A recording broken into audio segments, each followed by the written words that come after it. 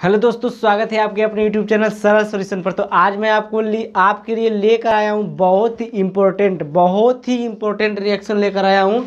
Williamson संश्लेषण विधि, ठीक ना। विधि क्या है, विलियमसन संश्लेषण विधि क्या है। तो विलियमसन का आप नाम सुने होंगे, अगर पढ़े होंगे तो सुने होंगे, नहीं पढ़े होंगे तो नहीं सुनेंगे, ठीक ना। नई नई चीज़ें आपको मिलती रहेगी कक्षा 12 में, ठीक। तो ये देखिए, जो 2023 का जो पेपर होने वाला है, बहुत ही शानदार इसमें आने वाला ये सब चीज़ें, ठीक ना। ये सब चीज़ें आने वाली 2023 में।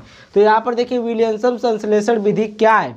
तो ये विधि कुछ है नहीं, इसमें क्या बनता है कि डाई एथिल ईथर बनता है। क्या बनता है? डाई एथिल ईथर, यानी कि ईथर में दूठ एथिल जुड़ा रहेगा, यही बनता है सिर्फ, और कुछ बनता नहीं है, ठीक ना। तो डाई एथिल ईथर बनाने की यह एक विधि है जो विलियमसन संश्लेषण के नाम से जानी जाती है, ठीक ना। तो इसमें देखिए क्या होता है कि इस विधि में सोडियम एथॉक्साइड की एथिल ब्रोमाइड से, किससे? सोडियम एथॉक्साइड की एथिल ब्रोमाइड से। अब सोडियम एथॉक्साइड का है तो सोडियम एथॉक्साइड का सूत्र आपको पता होना चाहिए। फिर एथिल ब्रोमाइड का है तो एथिल ब्रोमाइड का भी सूत्र आपको पता होना चाहिए, ठीक ना। से क्रिया कराने पर डाई एथिल ईथर प्राप्त होता है, ठीक ना। डाई एथिल ईथर बनता है किससे? सोडियम एथॉक्साइड और क्या एथिल ब्रोमाइड से जब रिएक्शन कराते हैं तब क्या आपका प्राप्त होता है? डाई एथिल ईथर प्राप्त होता है, ठीक ना। तो ईथर जो बनाने की विधि है, ये एक ईथर बनाने की विधि है विलियमसन संश्लेषण विधि, ठीक ना। अब इसमें हम देखिए रिएक्शन आपको दिखाते हैं कि कैसे होता है। तो यहाँ पर देखिए हम पहले आपको ले लेते हैं, क्या लेते हैं इसमें? Sodium ethoxide. तो यहाँ पर देखिए एथिल लेना पड़ेगा, इसमें एक सोडियम ऑक्सीजन जोड़ना पड़ेगा, फिर इसमें एक सोडियम जोड़ना पड़ेगा, ठीक ना। ये हो गया सोडियम, ये हो गया एथॉक्साइड, ठीक ना। ये सोडियम एथॉक्साइड, ये सोडियम है, ये एथॉक्साइड है। प्लस किसका रिएक्शन किसके साथ करना है? Ethyl bromide. तो एथिल ब्रोमाइड C2H5, जिसका सूत्र होता है C2H5Br, ठीक ना। ये होता है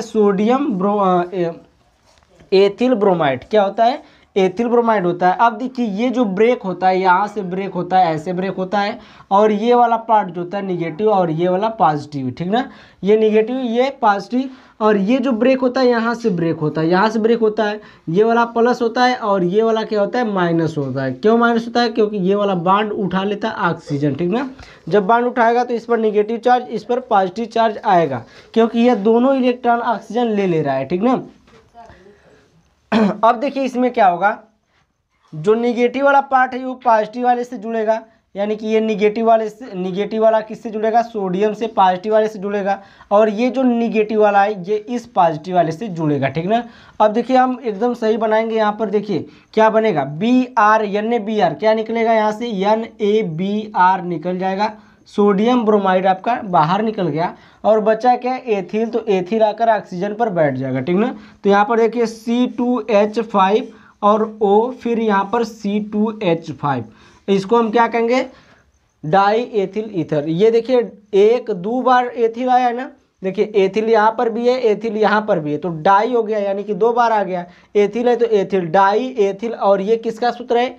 ईथर का। क्या होता है सूत्र? देखिए ROR होता है ना, ROR होता है एथिल का सूत्र। R देखिए, R की जगह पर क्या है? एथिल, ठीक ना। R की जगह पर क्या है? एथिल। अगर यहाँ पर मेथिल रहता तो क्या नाम होता है इसका? Dimethyl ether. क्या होता है? Dimethyl ether. या फिर IUPAC नाम लेंगे तो यही से लेंगे, 1 इधर भी 1 और इधर भी 1, ठीक ना। एक एक कार्बन, तो एक के साथ ऑक्सीजन आ जाता है, एक के साथ ऑक्सीजन, तो इसको बोलते हैं मेथॉक्सी मेथेन। क्या बोलेंगे? Methoxy methane. और इसको क्या बोलेंगे? एथॉक्सी एथेन बोलेंगे, ठीक ना। अब देखिए IUPAC नाम हम पढ़ा नहीं रहे हैं, अभिक्रिया पढ़ा रहे हैं। तो ये अभिक्रिया आपकी पूर्ण हो गई, और अभिक्रिया तो पूर्ण हो गई, लेकिन इसका कुछ रासायनिक गुण है, ठीक ना। कुछ रासायनिक गुण है। तो रासायनिक गुण बहुत जरूरी है, क्योंकि इसमें आपका पूछता है, ठीक ना। क्या पूछता है कि डाई एथिल ईथर बनाने की विधि, या फिर विलियमसन संश्लेषण से डाई एथिल ईथर कैसे बनाएंगे। फिर पूछ देगा जो डाई एथिल ईथर आप बना रहे हैं उसका रासायनिक गुण 2 ठे लिखिए, ठीक ना। 2 रासायनिक गुण लिखिए। तो एक देखिए मैं यहाँ पर आपको ले रहा हूँ रासायनिक गुण में, जो डाई एथिल ईथर है, ठीक ना, C2H5O C2H5O ये है, और प्लस क्या, पहले हम PCl5 से रिएक्शन कराएंगे, एक रासायनिक गुण। दूसरा वाला देखिए C2H5O और C2H5, और प्लस में क्या ले रहे हैं? H2O से क्रिया करा दे रहे हैं, ठीक है। तीसरा वाला देखिए C2H5O और C2H5 और HI हाइड्रोजन आयोडाइड से क्रिया करा दे रहे हैं। अब देखिए ये क्रिया करके क्या बनाएगा, ये इसका रासायनिक गुण है, ठीक ना। रासायनिक गुण क्या है, रासायनिक गुण में पहला है कि फास्फोरस पेंटाक्लोराइड से अभिक्रिया, ठीक ना। अब देखिए ये जो ब्रेक होता है, यहाँ से ब्रेक होता है, ये पॉजिटिव में आता है और यहाँ से ब्रेक होगा तो ये पॉजिटिव में, और ये बांड दोनों उठाएगा तो यहाँ पर देखिए दोनों बांड उठाया है तो 2 निगेटिव चार्ज इस पर आएगा। क्या आएगा, ये वाला भी बांड, ये ब्रेक होगा तो ये पॉजिटिव देगा, ये ब्रेक होगा तो ये भी पॉजिटिव देगा, ठीक ना। 2 निगेटिव चार्ज आएगा इस पर, 2 निगेटिव चार्ज। अब देखिए जो इसमें से 2 Cl निकलेगा, ठीक ना। यहाँ से देखिए 2 Cl निकलेगा और दोनों Cl कहाँ जाएगा, एक Cl पर कौन सा चार्ज होता है, माइनस चार्ज होता है, तो माइनस एक को Cl इसके साथ जुड़ेगा तो ये बन जाएगा C2H5 और ये हो जाएगा Cl, ठीक ना। और इसी प्रकार से 2 यौगिक बनेंगे तो यहाँ पर हम 2 कर दे रहे हैं, ठीक ना, क्योंकि एट इसके साथ बनेगा, एट इसके साथ बनेगा तो C2H5Cl, तो C2H5 बन गया। क्या बना, ये क्लोरोएथेन बना है, क्या बना है, क्लोरोएथेन। प्लस में क्या बनेगा, अब देखिए बचा क्या, O बचा है, P बचा है और 3 Cl, क्योंकि 2 Cl निकल गया है तो ये बनेगा POCl3 बनेगा। क्या बनेगा, POCl3। ये पहली अभिक्रिया आपकी पूर्ण हुई, ठीक ना।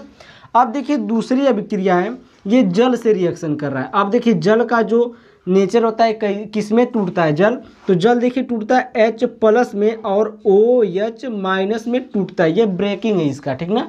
जल किस में ब्रेक होता है, H+ में और OH- में। H+ क्या दर्शाता है, अम्लीय, और OH क्या दर्शाता है, क्षारीय। तो जल जो होता है उदासीन होता है, न अम्लीय न क्षारीय। तो देखिए H+ और OH ये न्यूट्रल किए रहते हैं उसको, ठीक ना।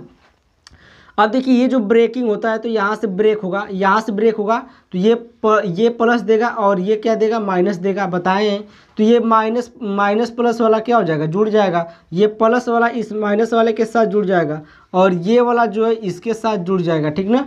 तो ये क्या बन जाएगा, C2H5OH जुड़ जाएगा, क्या हो जाएगा, OH हो जाएगा, इसके साथ जुड़ा OH हो गया। अब देखिए यहाँ पर O बचा है और H जोड़ना है तो ये भी OH हो जाएगा, C2H5OH, C2H5OH। तो 2 बार क्या बन गया, C2H5OH बन गया, या फिर प्लस करके उधर भी आप लिख सकते हैं, ठीक ना। अब देखिए यहाँ पर तीसरी अभिक्रिया जो है कि इसके साथ है HI के साथ है, जो HI होता है हाइड्रोजन आयोडाइड, ये किस में टूटता है, तो इसमें जो बॉन्डिंग होती है ये भी प्लस माइनस में टूटता है। ये वाला जो I होता है, ये I जो होता है माइनस में टूटता है और जो हाइड्रोजन होता है ये प्लस में टूटता है, ठीक ना। अब देखिए हाइड्रोजन यहाँ से इसको ब्रेक किए, यहाँ से इसको ब्रेक किए, ठीक, यहाँ से ब्रेक किए, ये प्लस दिया, ये माइनस दिया। अब प्लस वाला, ये माइनस वाला इस प्लस वाले के साथ जुड़ जाएगा और ये प्लस वाला इस माइनस वाले के साथ जुड़ जाएगा, ठीक। अब देखिए बनेगा क्या, यहाँ पर C2H5 और OH बनेगा, ये H वाला जुड़ेगा O के साथ तो OH बनेगा, यानी कि ये बन गया एथिल एल्कोहल। और देखिए ये C2H5I बनेगा, ठीक ना। तो यहाँ पर देखिए C2H5I बन गया, क्या बन गया, C2H5I बन गया, एथिल आयोडाइड, ये बन गया एथिल आयोडाइड, ये बन गया एथिल एल्कोहल, ठीक ना। तो ये इसके रासायनिक गुण थे। और ये क्लीमेंसन क्लीमेंसन भी पढ़ाएंगे आपको अगली वीडियो में, क्लीमेंसन अपचयन होता है एक। तो विलियमसन संश्लेषण विधि है, ठीक ना। ये क्या है, विलियमसन संश्लेषण विधि द्वारा डाई एथिल ईथर को बनाने की विधि है। और डाई एथिल ईथर का जो सबसे इम्पोर्टेंट है ये रासायनिक गुण है, ठीक ना, रासायनिक गुण। और निम्न से अभिक्रिया करके क्या बनाता है, डाई एथिल ईथर। तो ये भी पूछ सकता है कि डाई एथिल ईथर निम्नलिखित से अभिक्रिया करके क्या बनाएगा, ठीक ना। तो इसको ध्यान रखिएगा। और thank you for watching my video और बाय बाय।